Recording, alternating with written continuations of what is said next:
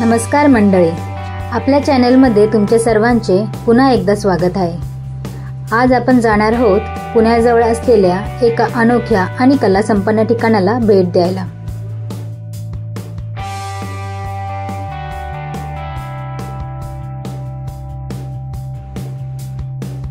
सकाळी आम्ही कल्याणवरून 6 वाजता पुणेला जाणारी एक्सप्रेस ट्रेन पकडली।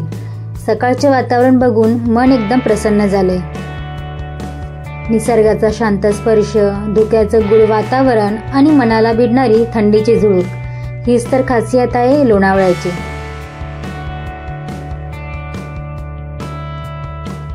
साडेआठ वाजता आम्ही चिंचवड येथे पोहोचलो आणि तिथून आमच्या फ्रेंड्स सोबत पुढच्या प्रवासाला निघालो। सकाळ सकाळ आम्ही कापसे बंधू निसर्ग हॉटेल येथे मिसळ खायला आलो।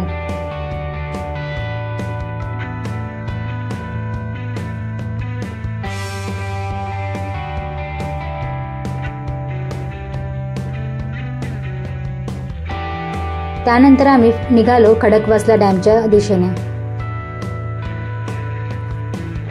पुणे शहरापासून फक्त थोड्याच अंतरावर खडकवासला जवळील कुडजे गावात वसलेलं हे संग्रहालय आपल्या समृद्ध सांस्कृतिक वारशाची ओळख करून देतं। झपूर्झा या नावाचा अर्थ आहे निसर्गातलं सौंदर्य आणि कलात्मकता यांचा संगम।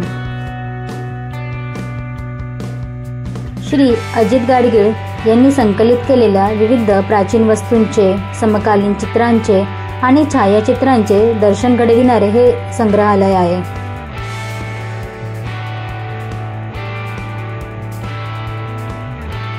हे संग्रहालय सकाळी 11 ते संध्याकाळी 6 वाजेपर्यंत चालू असते आणि शनिवार रविवार सकाळी 10 ते संध्याकाळी 6 वाजेपर्यंत चालू असते।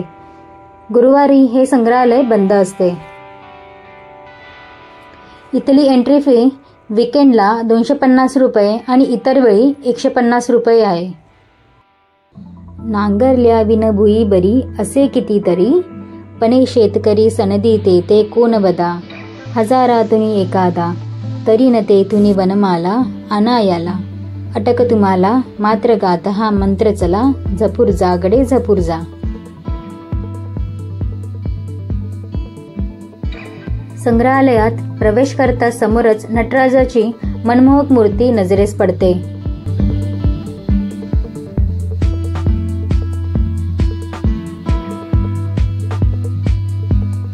या संग्रहालयात 10 कला दालने आहेत। या दालनात ठेवलेल्या वस्तू अथवा चित्रे ही नेहमी बदलत राहतील अशी रचना येथे केली गेली आहे, ज्यायोगे भेट देण्यास आलेल्या पर्यटकांना प्रत्येक भेटीत नवीन माहिती मिळू शकेल।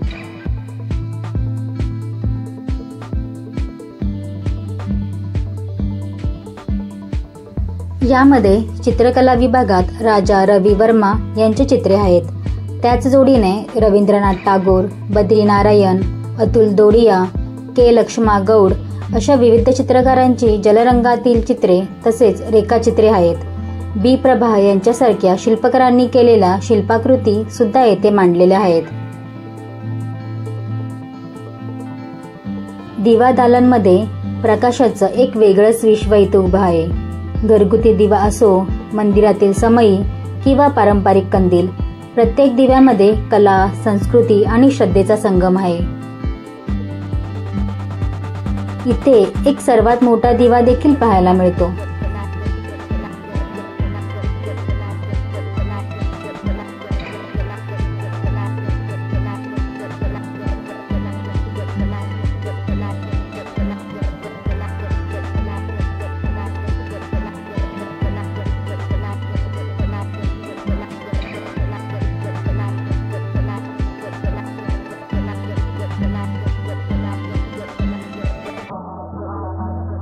येथील चित्रपट विभागात जुन्या चित्रपटाची छायाचित्रे, जुन्या कॅसेट्स आणि कॅमेरे बघायला मिळतात।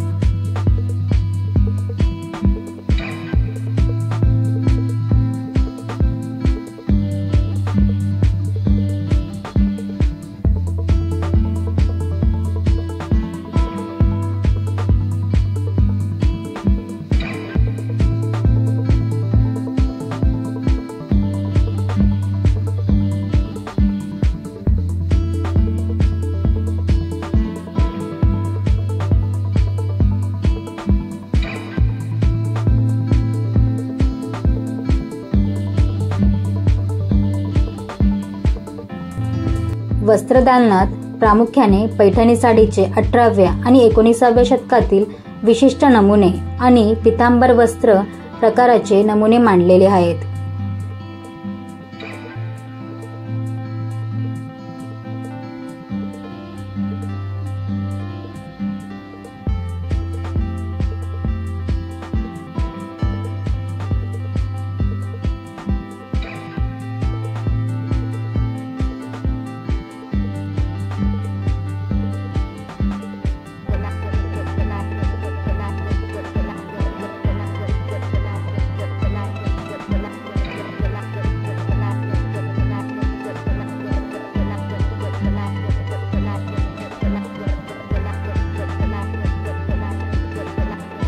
तसेच तुम्हाला पारंपरिक पद्धतीने धागा कसा विणला जातो याचं प्रत्यक्ष देखील करता येते.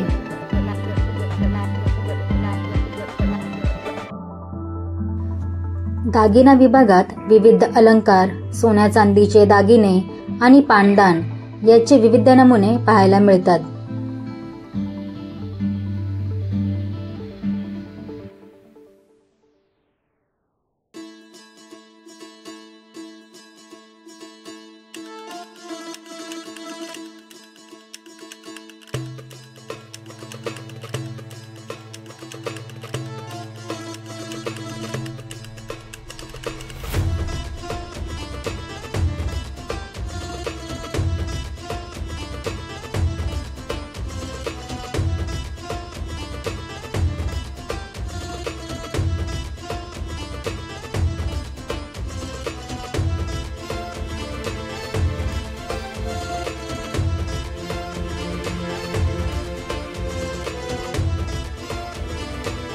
स्वातंत्र्यपूर्व काळातील काडीपेटीचे नमुने, पत्र्यांचे विविध आकाराचे आणि चित्रांचे डबे, ग्रामोफोन, रेल्वे स्थानकावर वापरले जाणारे विविध कंदील अशा प्रकारच्या जुन्या आणि नव्या वस्तूचे प्रदर्शन येथे पाहायला मिळते. पुना गेस्ट हाऊस यांचा कॅफे सुद्धा इथे आहे आणि तिथे खाण्यासाठी उत्तम सोय सुद्धा केलेली आहे.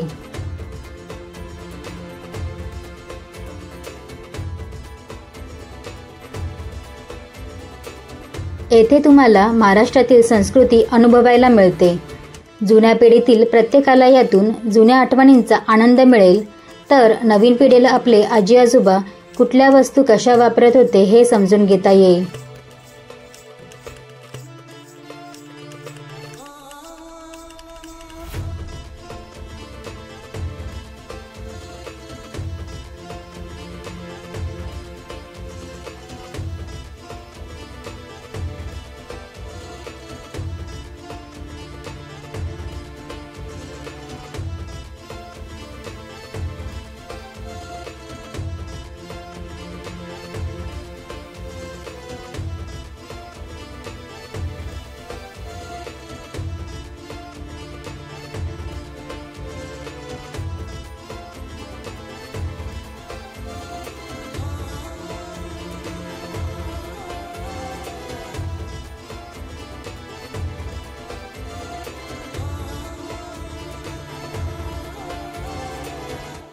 इथे एक शिवमंदिर आहे.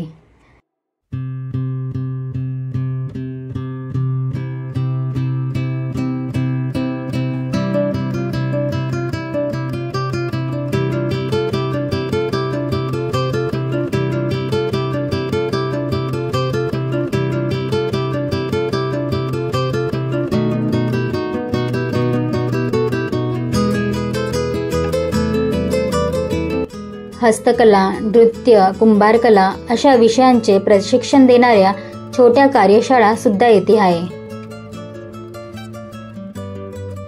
कलाप्रेमींना आकर्षित करणारा गिफ्ट शॉपही आहे आणि येथे तुम्ही विविध वस्तू, गेम्स आणि चित्र विकत घेऊ शकतात.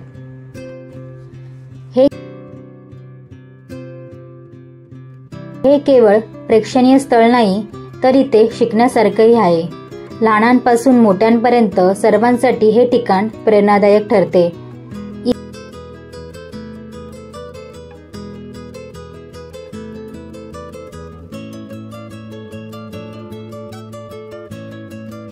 जपूर्जा संग्रहालय येथे विविध विषयांशी संबंधित कार्यशाळा आयोजित करण्यात येतात. चित्रपट, नाट्य, संगीत इत्यादी विषयांचे कार्यक्रम येथे शनिवार आणि रविवारी होतात. यासाठी येथे 200 लोकांची आसन क्षमता असलेले प्रेक्षागृह आहे. तसेच सुमारे 600 प्रेक्षक बसू शकतील असे खुले ॲम्फी थिएटर सुद्धा येथे आहे. संग्रहालयासमोर खडकवासला डॅमचे दृश्य दिसते. ना कोणती घाई, ना कोणता गोंधळ, फक्त निसर्ग आणि आपण. मित्रांनो, पुण्यात आलात आणि कला, इतिहास व सौंदर्य एकत्र अनुभवायचं असेल तर झपूर्झा संग्रहालयाला नक्की भेट द्या. ही फक्त जागा नाही, ही आहे एक भावना. व्हिडिओ आवडला असेल तर लाईक आणि शेअर करा. अशाच मराठी सांस्कृतिक ठिकाणांची माहिती मिळवण्यासाठी आपल्या चॅनलला सबस्क्राईब करा. पुन्हा भेटूया अशाच एका नव्या प्रवासात. तोवर जय महाराष्ट्र.